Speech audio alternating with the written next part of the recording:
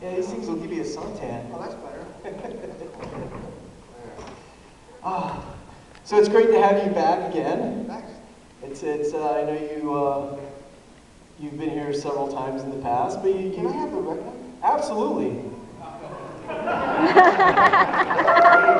that better? Come on, bud. Yeah. Now, Tom, as everyone in this room obviously knows, you are what I consider a living legend. That's right, pigeons shit on me wherever I go. But I mean, you've been in the industry for a long time, and you've done everything as far as I'm concerned. I mean, Are you watching Halloween Wars? What's that? Anybody watching Halloween Yes. Wars? You know what that is? No, I don't know what that Okay, is. it's on tonight. Tonight's the last night. Okay. It's like Face Off, but they're doing vampires and monsters and zombies out of food. Oh, I know. so it's on the Food Network. It's on the Food See, Network. I can't watch that channel. Why? Because it makes me hungry. Is this a ramp? Can we slide down? Yeah, let's do that. Let's go down here. Just like this. It's a race. It's like it's too close to the edge. Just want to be closer to you guys. Let's see. There. Can you Is still this see? Are we racing here, Ted? I think you won. Yeah, you won.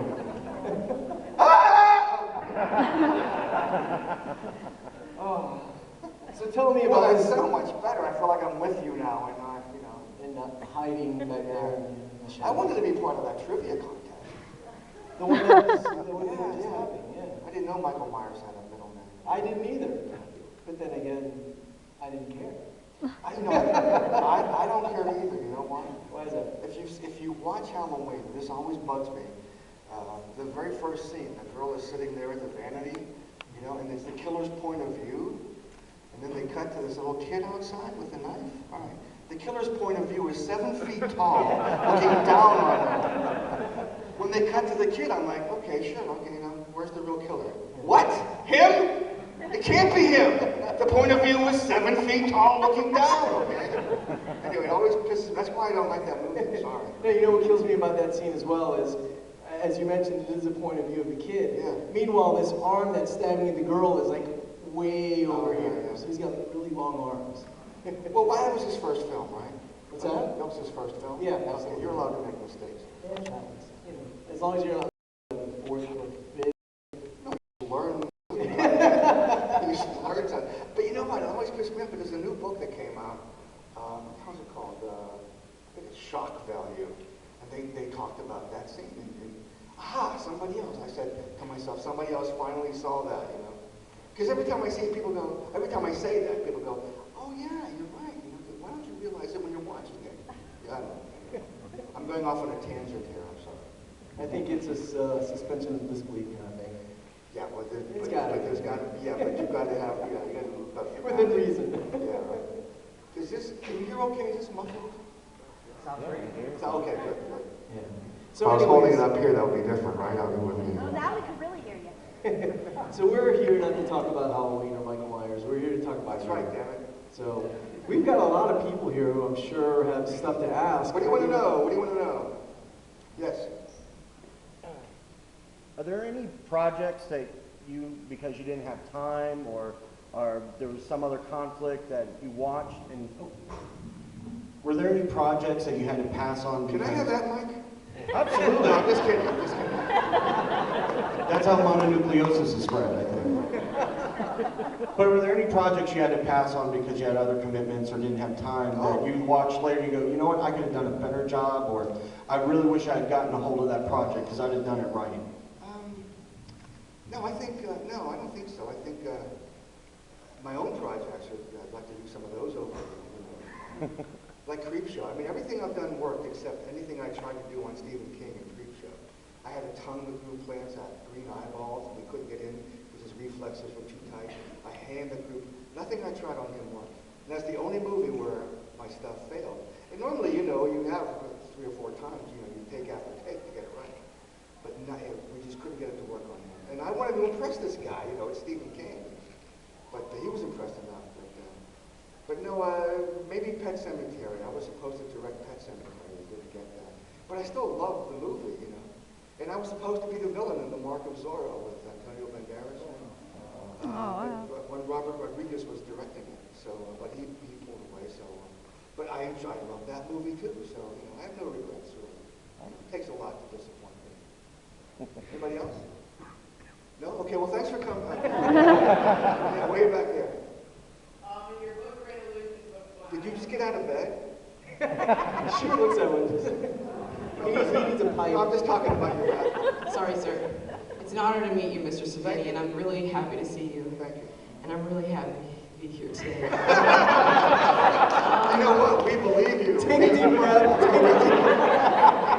I totally believe you. I had a question to ask you about when you were doing live casts of your actor when you were first getting started, did you use plaster or did you use like alginate? No, I made so many mistakes. Plaster, not thinking you better put some Vaseline on their eyebrows or something. And I did it to my ex-wife before we got married, and I sealed her head into a block of plaster. It took forever. She lost all her eyebrow, well, most of her eyebrows. Her eyelashes were gone, and her it was a big mess. But that's I learned the hard way. But yeah, we use alginate now. Anybody else? Yeah, over there. Yeah. First of all, wonderful to meet you formally, finally. My question's related to a lot of your makeup special effects signatures. Throughout time, you did a lot of things that people looked Like at. blowing heads off. Particularly, actually, the exploding head is what I'm going to ask about. Oh. Dawn of the Dead, I know that it was originally written to have a different scene with the exploding head, and then you then got to use it later. Could you walk us through how you came to design the exploding head so well? Well, first of all, that's Galen Ross's head. We cast Galen Ross for her big death scene, which, George decided to have a happy ending for Dawn of the Dead instead of everybody getting killed, which Ken Forey was supposed to kill himself. Galen Ross was supposed to jump up into the helicopter blades, And we actually shot her body falling away from the blades, but we never, before we got to kill her, George decided to do a happy ending. So I took her head that we made of her, and I made it like a black person with an afro hairdo, back in the 70s, that's where the hair was, And I filled that with just rubbers filled with blood. And the effects guy, the mechanical effects guy, the special effects guy that did most of the squibs before we fired him, on press night, he was running around the hotel in his underwear, shooting a machine gun down the hallway of the hotel. So we had to fire him. But then I started doing the squibs. I did the squibs after that. But before that, he thought he could blow up the head with explosives inside of it, So on action, the head went boop, It just expanded and that was it, I said, give me that goddamn head. I took a shotgun, just blew it off with a shotgun. Now he went on to do the effects on scanners. So and that's a beautiful head explosion, but he used a shotgun, behind it because he saw what I did on Dawn of the Dead. But that's really what it was. I didn't know what the shotgun was going to do, and it took off the head completely. So I did the same thing on Maniac when I blew my own head off in the car. That was great fun, by the way. In New York, you're not allowed to fire a gun in New York. It's the Sullivan Law. It's 5-year mandatory sentence. So we went out and stole that shot under the Verrazano Bridge. 60 seconds after I blew my head off, we were all gone. So if the cops came, there was nobody there. Now, Tom, you've done special effects, stunt work, acting, directing. Do you have a preference, or is it something that? I don't do effects anymore for a living. I'm just doing acting and directing. I'm in Quentin Tarantino's Western that's coming out, Django Unchained.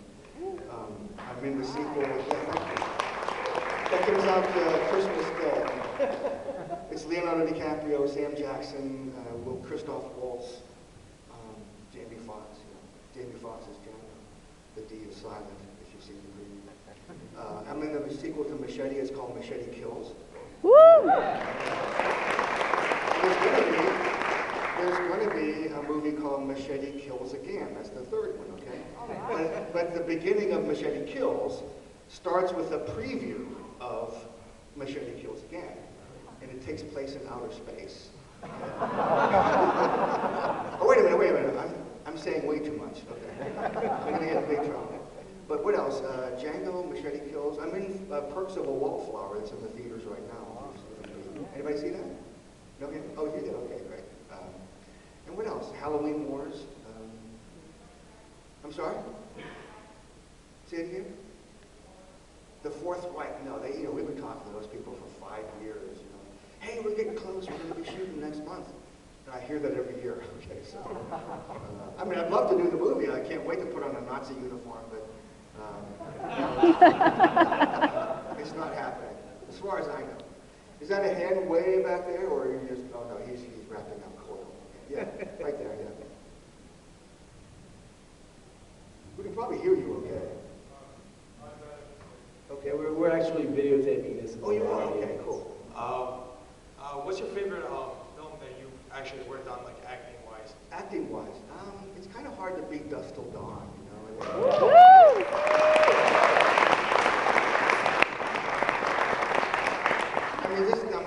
because look who I got to hang out with, George Clooney, the nicest man I've ever met, Selma Hayek, the first time I saw Selma was in the makeup room. Her back was to me. All I could see was this much of her. It was the most beautiful this much of anybody. And then she turned around and started yelling at somebody in Spanish. And, whoa, she's completely a sex bomb. But she's really like this tall. And I'm short. She gets up to here on me. Okay.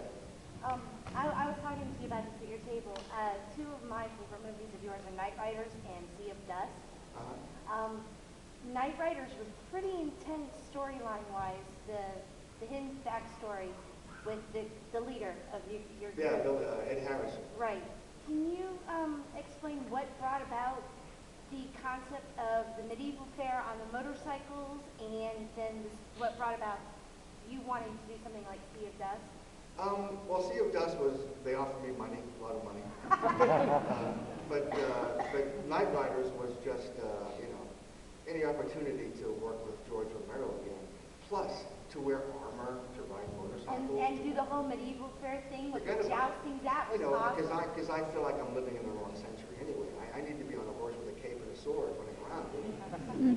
And that was a perfect movie. Well, actually, Robin Hood, I did this Robin Hood movie in Germany, which was more like that, riding a horse, cape, sword running. But Night Riders was, just an opportunity to do a thing with George. It wasn't a horror movie, Bill Heinzman said that Night Riders is, George just wrote his own autobiography, because that's how George feels inside. Fight or yield, honor, respect, everything that Ed Harris was saying in that movie is stuff that George Romero, believed in back then. But I think it came about, George was in a meeting with producers, and they were, he hates meetings with the suits.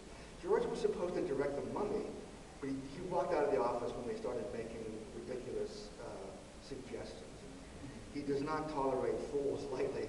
So what I heard about Night Riders was he was in a meeting with them, and he wanted to do a medieval movie. He wanted to do a period piece. And they were coming up with these dumb suggestions. And he said, and he was just joking. He said, okay, how about if I put them on motorcycles and put a rock score in them? And they were like, yeah. So that's why Night Riders happened. And it's absolutely brilliant. Did you and Ed Harris do your own motorcycle stunts throughout the jousting? I did most of my stunts except the cable off when the bike flipped over. Right. And the guy that did do that, the handlebars bruised his thigh bones. Okay. So, and he was crippled for a couple of weeks in the hospital. And we did that stunt over and over again. But every time they did it after that, they saw the handlebars halfway through, so they would break with these. Oh, the jousting is just absolutely awesome. So. Yeah, it was. For a long time, it was my favorite movie, Night Riders. But then, George has made other movies, since then. So they became some of my favorites. Yeah, right there.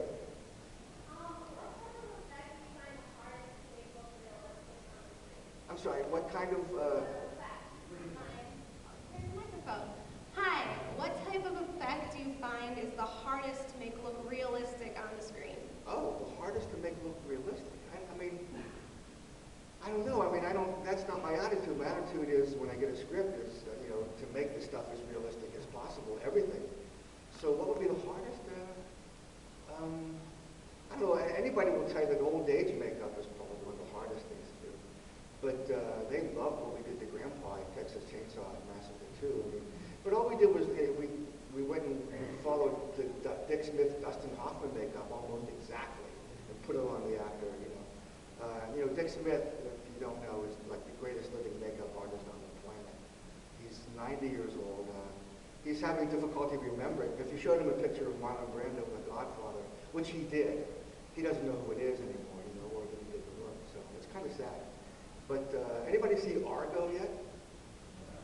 No, you haven't seen Argo. Is it out? Is it out? Yeah. Okay, Argo was about John Chambers, the makeup artist who did Planet of the Apes, and his involvement in the CIA plot it's a true story, to rescue the hostages, 6 hostages, back from Iran, and it's hilarious as well as, I saw it with George Clooney, Ben Affleck, Bryan Cranston. We were all at the Directors Guild Theater in New York and watched Argo, and they came out at the end, And I thanked Ben Affleck from the bottom of my heart for at first I told him that I bit all my nails off. This was the most suspenseful movie I've ever seen. And thanked him for bringing attention to John Chambers, who was a forgotten, he died in a home for, in Hollywood, a home for, in Hollywood. Like the same one that like Dick Smith is in right now. But anyway, yeah, I mentioned that because we're talking about, I was talking about Dick Smith. And about makeup artists in general, I was a big fan of John Chambers. He's one of my idols. Yes, way back there. Are you lying down on the floor? Oh. Hello? Oh, I see. You're waiting for the mic. Yeah. We'll get you in a second over there, whoever that is. What inspires you to be an actor? What inspired me to be an actor? God. I'm sure that you and everybody in this room have seen some movie, some time, that just floored you and made you want to be involved in movies because of some magic you felt, okay? For me, it was believing. When I was around your age, I believed everything was real. I wish I could see a movie again through the eyes of an 8-year-old child. What we don't realize, those of us who want to be involved in movies, is because of some magic that you experience while watching a movie, is that you kill that magic forever. You destroy that magic. That magic is gone. And it has to be replaced by the magic of creativity, like in my case, with makeup artistry and stuff like that. But I wish I could see a movie again through the eyes of an 8-year-old child where they believe everything is happening, that it's happening is real. I mean, that's when we really enjoyed movies. And so for me, it was probably seeing a performance like James Cagney pretending to be Lon Chaney. There's a conspiracy of pretending that is involved with watching movies. I mean, you probably don't think about it all the time, but just think about it. You're sitting there pretending that what you're watching is really happening. The people up on the screen are pretending that what they're doing is something that's really happening. So it's a conspiracy of pretending, but we all are totally involved with that, and that's why we enjoy it. So to answer your question, probably because I enjoyed the idea of, like in grade school, I was acting in plays since I was a little kid. And to become somebody else and believe that the other person is the person they're pretending to be, it's thrilling. It's just thrilling. However, it's the hardest thing there is to do. Okay, you have to cry in 5 minutes. What would it take for you to emotionally gear up into a state of mind that your body actually produces tears? That's what an actor does. And what if you're not in the mood? Okay, you wake up in the morning, you read your paper, you have your coffee, you're in a good mood, and you got to go someplace and pretend that your daughter was raped by a motorcycle gang. Well, what if you're not in the mood to do that? You have to do it. So a professional does his job whether he feels like it or not. And that's part of what's tough about acting. But maybe that's also what makes it so much fun to get there. Like there's a scene in Machete Kills where, if you've seen the original Machete, I'm a horrible bad guy. I crucified Cheech Marin to a cross in a church.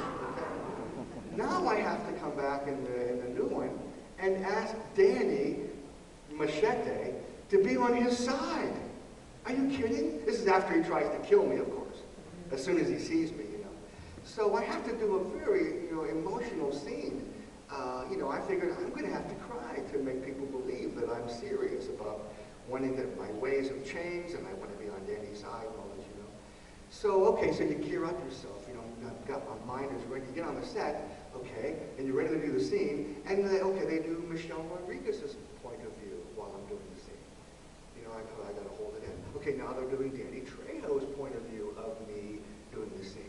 So now two cameras come around to face me, and I'm worried, am I going to be there emotionally for this? I don't know. Well, let me tell you that it worked, okay? I mean, I was there, and I'm very proud of the scene, but that's part of the reward afterwards, going, wow, I did it, you know, it was there. I was able to bring out that emotion that in 5 minutes you have to cry and actually do it.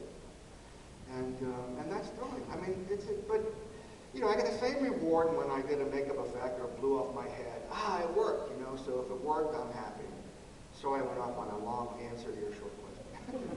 Yeah, somebody right here had a, right in the middle here. I said I'd get back to you. Was that you? Okay. Terry, yes.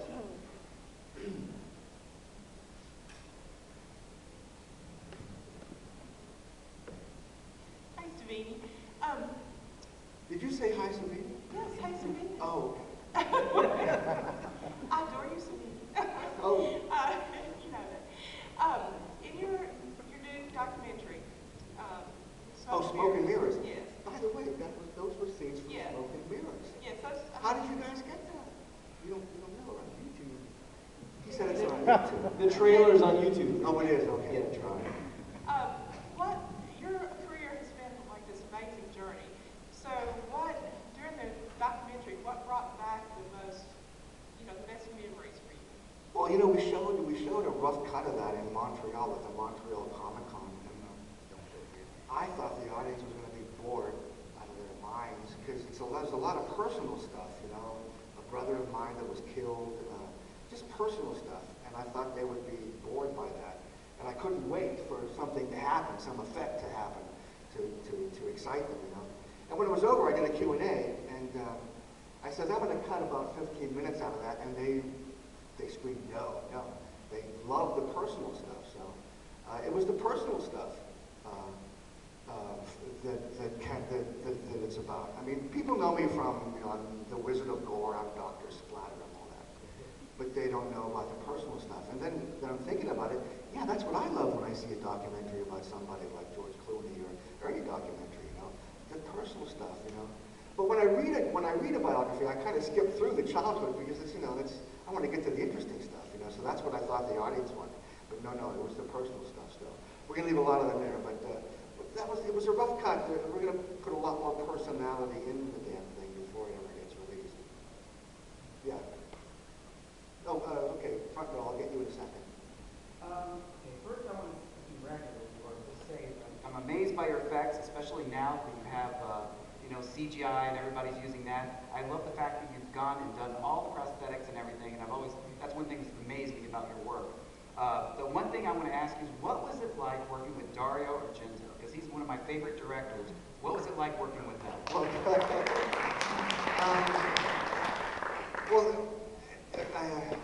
Where do I begin about Dario? Oh my God. First of all, he speaks no English, but we would sit down and have conversations for hours with pantomime and pictures and drawing.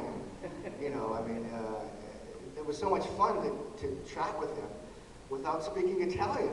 Now he knows a lot of English, and I'm kind of learning Italian. I spoke Italian as a kid. I had to learn English, but I have forgotten it all, except when I go to Rome. When I go to Rome, it comes out, so it's still in there somewhere. But when we did, well, first of all, he's opera. He's a visual stylist that has a big influence on me, especially with the stuff that I direct. But there was a scene in Trauma. Anybody see Trauma? Okay. There's a scene where he said he wanted a scene where Piper Laurie's head would come off and roll on the floor, and every time its head would come up as it rolled, he wanted her to say Nicholas. This is a severed head, and he wanted to say Nicholas, and then come to rest against the wall. Well, I'm thinking, how the hell am I going to do that? Because I don't care how good a fake head is. If you stare at it longer for 3 seconds, you know it's a fake head. Arnold Schwarzenegger's head in the mirror, in the Terminator, the guy in Poltergeist in the mirror, you got to stare at that for a long time. You knew it was fake. The exception is probably Kevin Yeager's heads for Sleepy Hollow. They were fantastic heads. You could stare at those all day. But mostly when you see a fake head, so I got to make a what? I got to make a head roll and articulate the words Nicholas. So Piper Laurie shows up and she has claustrophobia, and we couldn't cast her head. Okay, So now how am I going to do this thing?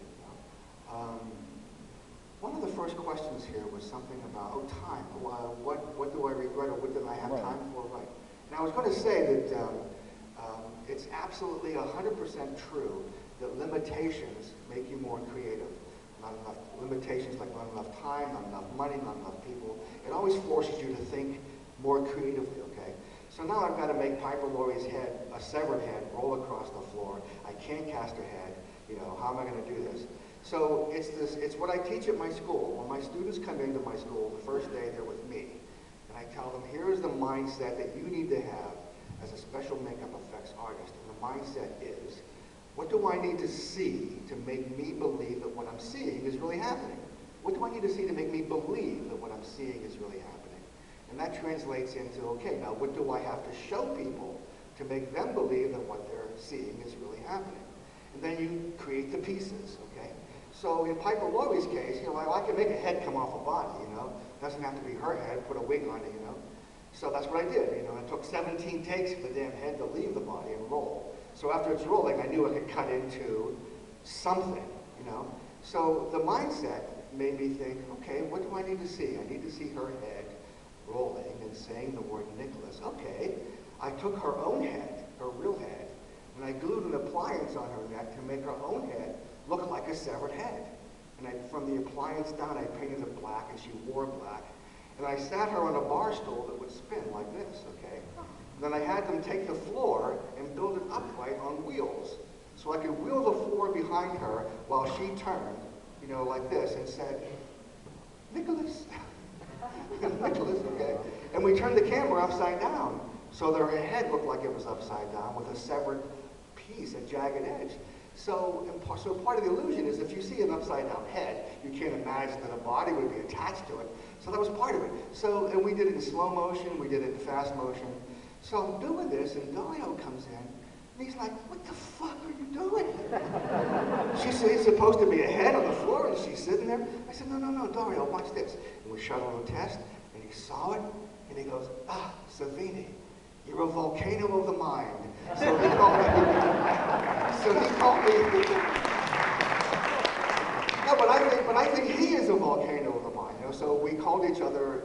He had an Italian expression for it that means volcano of the mind, and we called each other that for the rest of the time.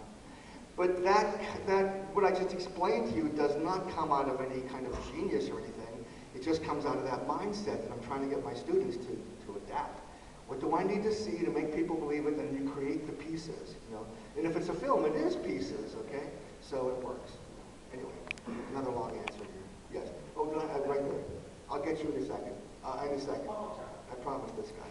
Go ahead. Yeah, go ahead, dude. Hey, how's it going? Is it true that you were inspired by A Man of a Thousand Faces? And if so, absolutely, yeah. If so, like what aspects of that movie would stand out to you? Man of a Thousand Faces is about Lon Chaney. Lon Chaney was a silent movie actor, makeup artist. Did the Phantom of the Opera.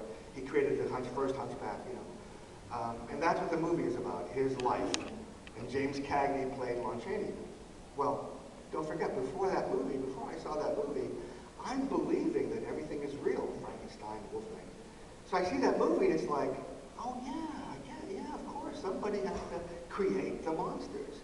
So that's what happened. I decided that very day that I'm going to be one of the guys that creates the monsters. So, I mean, but why did that movie mess me up so bad? I could have seen that as a kid like any other movie, then move on and see another movie, Creature Film.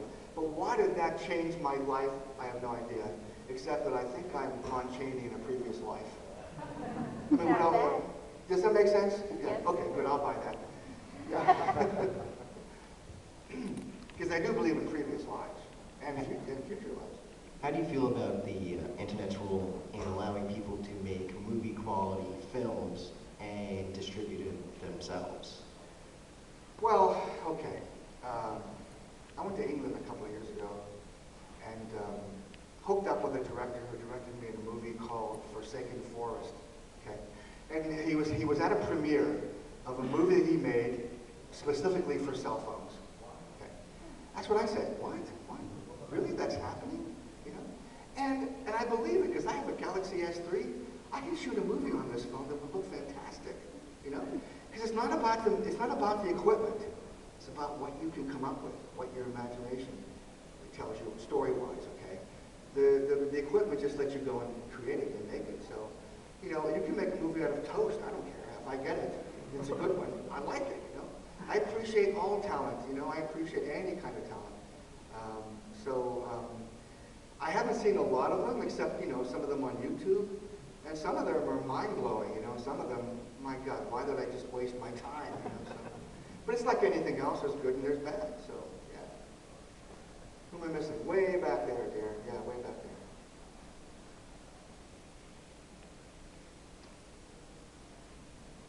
Hi, Mr. Savini. Quick question for you. How has your military experience affected your artwork? Well, good question, because people think that my interest in gore came out of being a combat photographer in Vietnam, which I was. You know, I saw horrible shit. But no, my interest began when I was 11 years old in A Man of a Thousand Faces. Vietnam was a lesson in anatomy for me. You know, I saw the real stuff. And I think that's where my reputation comes from. Because when I was in Vietnam, part of what kept me sane was from behind the camera, looking at it and thinking, how would I create that? How would I? So, for me, everything has to be anatomically correct. You know, I get letters from kids, 16 years old, they glued a couple of blobs of foam rubber to the head and they pour blood on it, you know. And it's on a letterhead, Joe Blow's Special Makeup Effects Studio. He knows nothing, okay, right? You know? And it's certainly not anatomically correct, you know. And he's 16, so. But yeah, it has to be anatomically correct for me to, you know, to do it. So that's what the military experience did. It just was a lesson in anatomy. I've seen the real thing. People die with smiles on their faces sometimes. They die with one eye open, one eye closed. And this is what it pisses me off about movies, when somebody dies, okay? You're dying in my arms, right? And I'm giving you a cigarette and you're coughing up blood, you know? And when you finally die, you go, you know, with this nice little expression on your face. No, because they want to look good for the camera when they die. No, the jaw is a muscle holding your jaw up. The jaw always goes slack. You know, it's like that. When people die, they die with their mouths open. So I hate when I see somebody die in a movie, they got their mouth closed. And, it's like fingernails on a chalkboard or something. Because it's just logical that this muscle is no longer holding the jaw up. You know, it has to go slack. Peter Coyote's death in Ransom, Ransom, Harrison Ford? No, was it Harrison Ford? Mel Gibson. Okay, wrong movie. This is Harrison Ford and, say it again? No, it's not Ransom. It's, his wife is killed in a plane crash, and he finds out that she was cheating on him with this, Random Hearts, that's right. When they show his body on the slab on the video, I mean, he looks so, and Danny Trejo does great death scenes, you know. Danny Trejo's resume says 11 years, San Quentin Drama Club. You know what I mean? All right, so, and he does great, when you see him dead in Heat, he looks dead, doesn't he? So I'm thinking, there's probably many times where he had to pretend he was dead. So he does great. In fact, when I whipped him at Dusk Till Dawn, you know, I had just met Danny, and he's a scary guy until I got to know him, and he's a pussycat. He's just this mild-mannered, but he's just a scary-looking guy. So before I whipped him, he said, "Don't go showing off with that fucking whip, I'll kill you." You know, and I've got to whip him, so the first take I cracked him in the calf, and I thought I was going to be killed, you know. No, he's beautiful, a beautiful man, lovely wife, beautiful children. There's a great documentary on him called Champion, by the way. Yeah. But why did I go off on Danny Trejo here? Death. Oh, yeah, right. So that's what people die with their mouths open, and that's something else I got from my military experience. So when I see a badly performed death, it just aggravates the hell out of me. Yes. With the glasses right there. Think about that. If you're directing a movie, you got an actor, and you got to make them look dead. You know, make them relax and open their mouth and their jaw, and maybe look sideways or something. I've really enjoyed watching you on it. I'm just curious how you came to be involved with it. My agent got me that job. And I thought it was going to be crap. I thought it was going to be boring. But then they're doing this amazing stuff. I mean, not only do they have to know how to make food, you know, sugar candy and, you know, carved pumpkin stuff, but they have to create a scenario that's going to win with a better imagination than the next team, you know. So anyway, tonight's the last night of that. You won't believe what they create tonight. Tonight's zombies. Okay. Yes, dear. Oh, I didn't get you, did I? Well, I'll get you in a second. Go ahead. Ladies first. Here's your... Sorry. Thank you. We're huge fans of Face Off. We watch every season, and I always love when they say, you know, this